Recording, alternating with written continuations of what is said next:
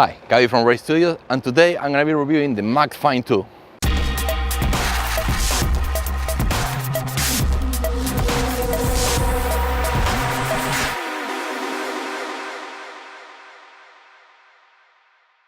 So an electric skateboard that have nothing to do with photography or filmmaking, or does it?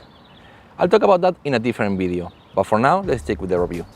The Maxfind 2 it has a completely different design to the other boards out there. It kind of looks like a tiny surfboard, which I like.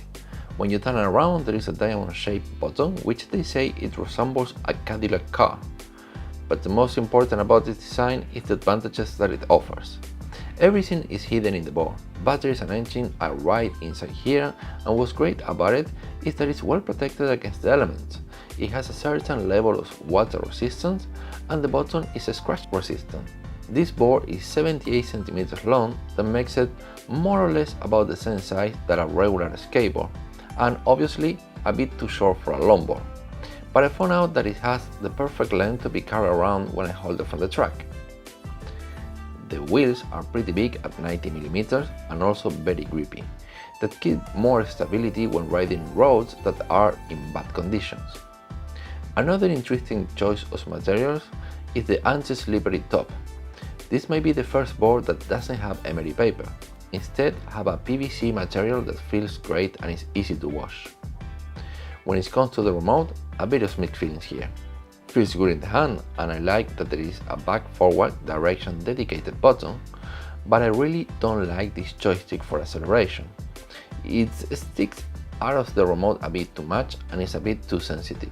Enough about the design, now let's ride it and let's see how it performs. If you used to ride longboards, as long as you step in the Maxfind 2, you'll realize that it's pretty short, but you'll get used to it by riding it 1 or 2 days. It's pretty good for carving, and with its dual hub motors, it's very powerful and fast. Even if you're an experienced rider, you won't be disappointed.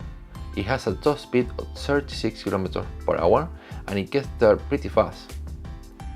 So considering how powerful and fast this little skateboard is, and that it's actually smaller and lighter than most of the competition, you'll be surprised to know that you can actually get pretty good range out of it. Now in the website they say 30 kilometers, and of course that will depend on the rider. Now for example, I'm a pretty large man, I weigh 95 kilograms. I don't know how much is that in America, I'll put it right there. But what I'm trying to say is, like, I'm not getting 30 kilometers, I'm getting a bit less, about 20 to 25 kilometers range, which is still pretty good, especially considering how small this is.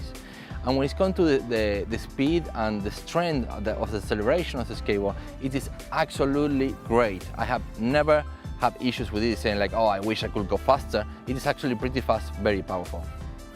It is also have a regenerative braking technology that charges the board every time you brake. So who is this skateboard for?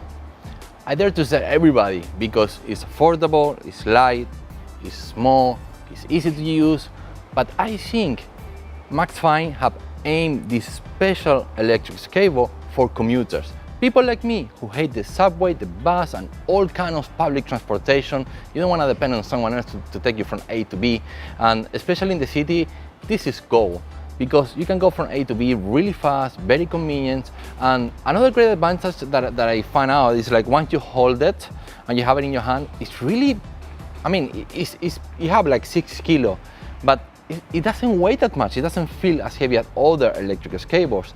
It feels comfortable to carry around. So if you're in the city, or you go to the library, you go to the university, you can carry around for long periods of time without getting really that much tired. You can go to a shopping mall. Once you're in the shopping mall, maybe you can skate and you need to carry around.